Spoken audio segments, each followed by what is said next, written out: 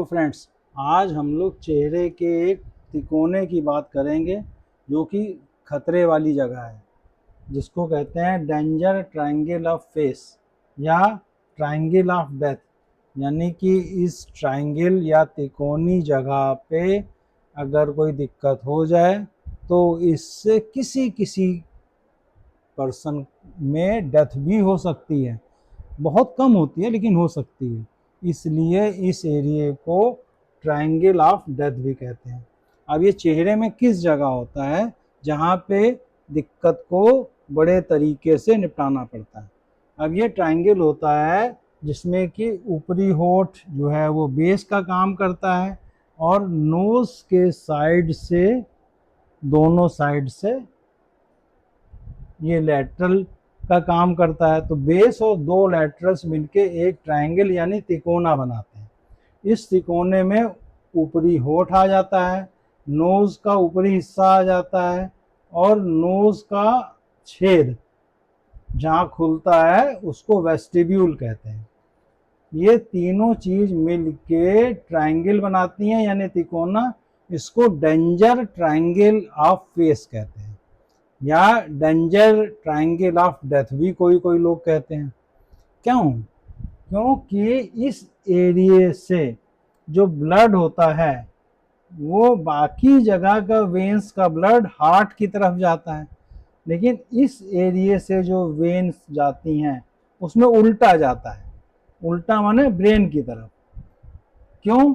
क्योंकि इसमें जगह जगह वेन के अंदर वाल्व नहीं होते, रुकावटें नहीं होती, इसलिए ये फ्लो जो है रिट्रोग्रेड जाता है, माने उल्टा ब्रेन की तरफ जाता है बजाय हार्ट की तरफ जाने के।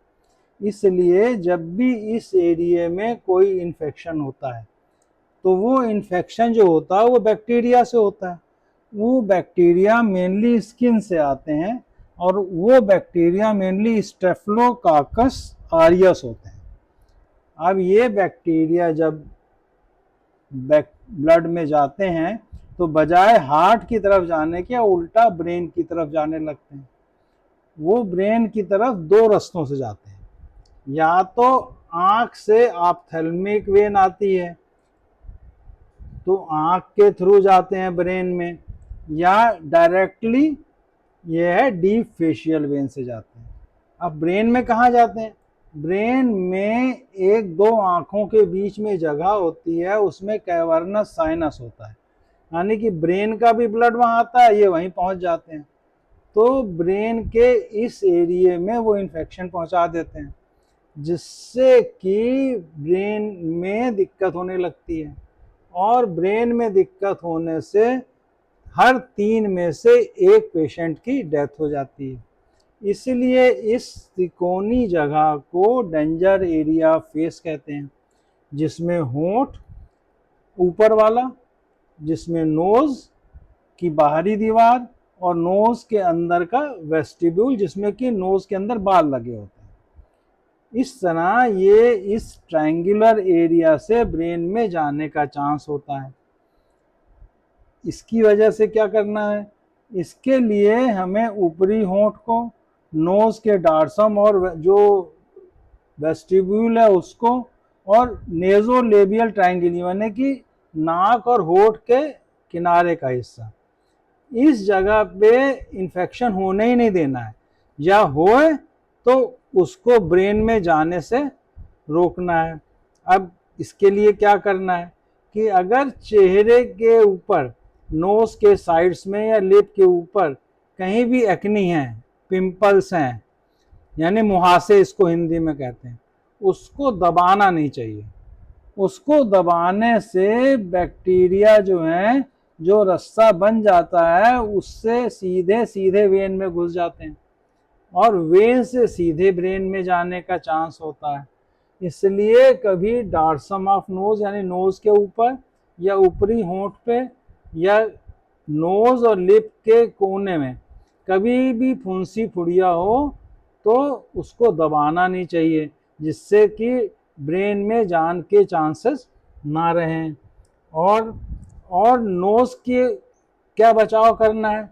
नोज के अंदर कभी भी उंगली नहीं डालनी है, नोज के कभी भी बाल नहीं खींचने हैं, नोज में कभी पपड़ी नहीं निकालनी है, कस के नाक साफ नहीं करना है, या लड़कियां जो नाक छिदवाती हैं वो प्रॉपर प्लेसेस पे प्रॉपर कंडीशंस में छिदवाएं, जिससे कि छेद करने से कहीं इन्फेक्टेड मटेरियल या इन्फेक्शन ब्रेन में ना जाए।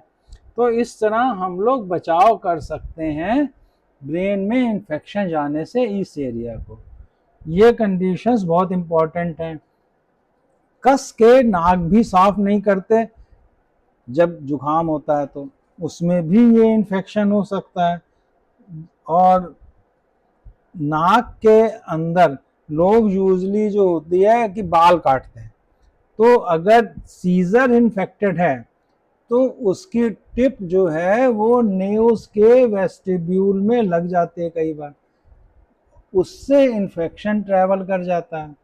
तो इसलिए कभी भी इम्प्रॉपर और अनस्लाइज सीजर से बाल नहीं काटने चाहिए, ना खींचने चाहिए। अगर खींचते हैं, लगती है, तो क्या होता है, तो इस जगह पे नोज में दर्द होने लगता है, लाल हो जाती है, स्वेलिंग आ जाती है, कई बार फीवर आ जाता है, और अगर ज़्यादा खिंच गया या चोट लग गई तो ब्लीडिंग भी हो सकती है। इस तरह की चीज़ों को हम लोग इम्पेंडिंग कैवर्नस साइनस थ्रोम्बोसिस कहते हैं। तो ब्रेन में कहाँ गया, ब्रेन में कैवर्नस साइनस में गया। तो यहाँ पे जब इन्फेक्शन पहुंच जाता है तो यहाँ खून की नलियाँ जो होती हैं उनमें खून जमने लगता है। तो उसको जमा अभी नहीं है लेकिन जमने के चांस हैं, इसलिए इसको इम्पेंडिंग कैवर्नस साइनस थ्रोम्बोसिस कहते हैं। इस कैवर्नस साइनस में ब्रेन के अंदर अगर रियल में इन्फेक्शन हो गया, पुराना हो गया, उसकी केयर नहीं की गई तो इसमें खून जमने लगता है, तो उसको हम लोग कैवर्नस साइनस थ्रोम्बोसिस कहने लग जाते हैं। अब यहाँ पे आँख की भी नसें जा रही हैं, तो जब यहाँ पे खून जम गया तो फिर आँख में भी स्वेलिंग आने लगती है। आँख की स्वेलिंग के साथ साथ इसकी जो नसें होती हैं वो आँख का मूवमेंट भी रोक देती हैं, तो आँख को हम लोग इधर उधर घुमा नहीं पाते, दिखना कम हो जाता है, इससे दो दो दिखने लग जाते हैं इंसान को। इसको डबल विजन कहते हैं। अच्छा, ब्रेन से अगर इन्फेक्शन और जगह फैलने लगा तो ब्रेन में एब्सेस हो जाता है, मेनिंजाइटिस हो सकती है, कस के सिर दर्द होने लगता है, बुखार आने लगता है। इस सिर दर्द के साथ साथ मेनिंजाइटिस वाले सिम्टम्स भी होने लगते हैं। और इस तरह की चीज़ जब हो जाती है तो बड़ी रिस्क की चीज़ है भाई। इसीलिए इस तरह की कंडीशंस में हर 3 जिसको कि कैवर्नस साइनस थ्रोम्बोसिस हुई है उसमें से एक मनुष्य की मृत्यु हो जाती है। इसलिए इस एरिया को डेंजर ट्रायंगल कहते हैं, जो कि चेहरे पे पाया जाता है। अब इसको बचाव कैसे करना है, इस एरिया को जब भी आप छुएं कोशिश करें हाथ धो के छुएं, जिससे कि इसमें इन्फेक्शन ना हो। चेहरे पे पिंपल हैं उसको पिचकाएं नहीं। और क्या करना है, हमें जो है नाक में उंगली नहीं डालनी, कस के साफ नहीं करना, बाल नहीं काटने, बाल नहीं खींचना, ये सब चीज़ें बहुत ध्यान रखनी है। और इसमें इन्फेक्शन के चांस इम्यूनो कम्प्रोमाइज्ड पेशेंट्स में बहुत ज़्यादा होते हैं, जैसे कोई डायबिटीज़ का मरीज़ है या HIV का मरीज़ है, वो इम्यूनो कम्प्रोमाइज कहलाता है, यानी कि उसमें इम्यूनिटी कम होती है, शरीर में बीमारी से लड़ने की ताकत कम होती है। तो इस तरह की कंडीशंस में ये बीमारी फैलने के चांस ज़्यादा होते हैं। कहाँ से, नोज के वेस्टिब्यूल और अपर लिप से लेके कैवर्नस साइनस जो कि ब्रेन में रहता है वहाँ पर, ये वाया आँख ऑप्थेल्मिक वेन्स के थ्रू जाता है। इसका बैक्टीरिया क्या बताया, ये स्टेफिलोकोकस ऑरियस होता है। तो इस तरह ये प्रिकॉशंस हम लोग करते हैं तो नेज़ल ट्रायंगल जो कि डेंजर एरिया ऑफ फेस कहलाता है, उससे ब्रेन में इन्फेक्शन जाने से रोका जा सकता है। इस तरह हम लोग अपने डेंजर एरिया ऑफ फेस का ख्याल करते हैं। Thank you.